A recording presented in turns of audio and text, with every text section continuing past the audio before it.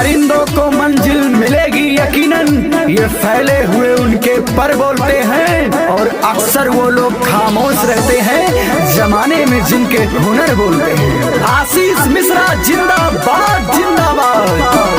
नगवा पूर्वी से है करमठ जुझार पर त्यासी, नगवा पूर्वी से है करमठ जुझार पर त्यासी।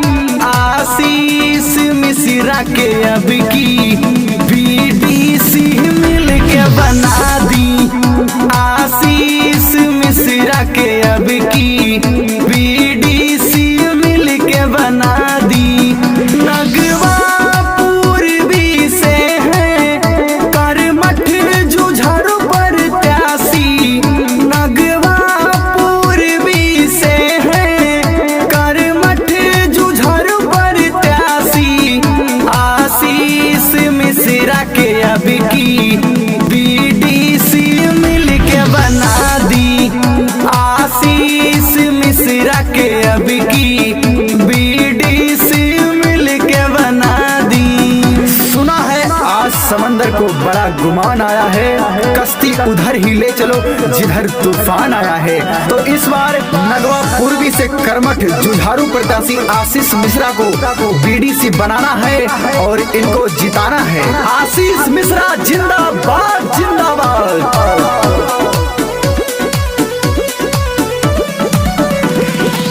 हर दिल के जान के बाटे पुकार हो, दुखियों के मसीहा हैं भैया हमार हो, भैया हमार हो।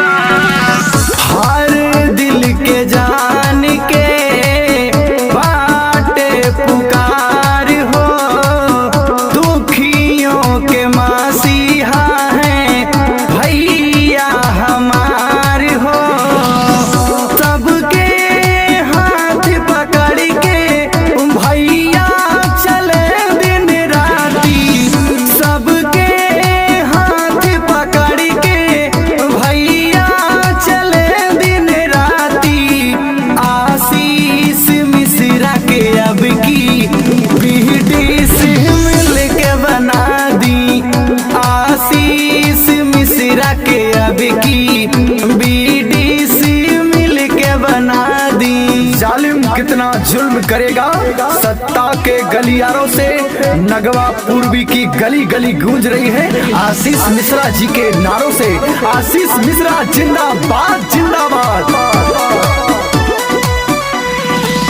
आधी रात को भी भैया दौड़े चले आते हैं, सुख दुख में जो कोई फोन लगाते हैं, फोन लगाते हैं। आधी रात को भी भैया दौड़े चले आते हैं, सुख दुख में जो कोई फोन लगाते हैं। पंडित महेश मिश्रा भैया के चाल है साथी, पंडित महेश मिश्रा भैया के चाल है साथी। आशीष मिश्रा के अब की बीडीसी मिल के बना दी, आशीष मिश्रा के अब की बीडीसी मिल के बना दी। कलंदर संगमरमर के मकानों में नहीं मिलता, कलंदर संगमरमर के मकानों में नहीं मिलता। और आशीष मिश्रा जी वो देसी घी है जो बाजारों में नहीं मिलता। तो याद रखिएगा नगवा पूर्वी से इस बार बीडीसी आशीष मिश्रा जी को बनाना है। आशीष मिश्रा जिंदाबाद जिंदाबाद।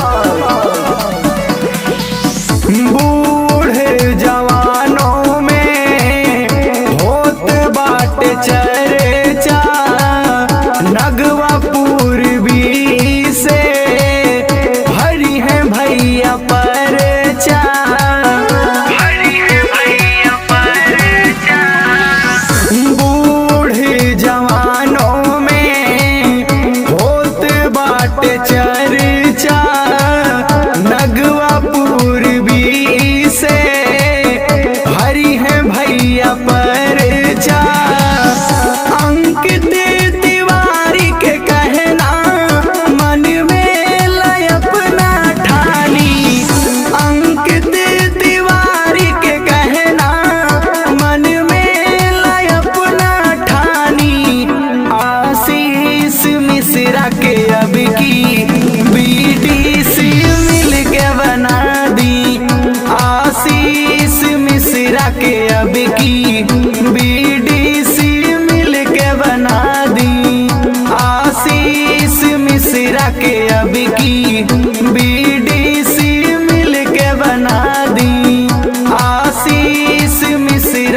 अब की बीडी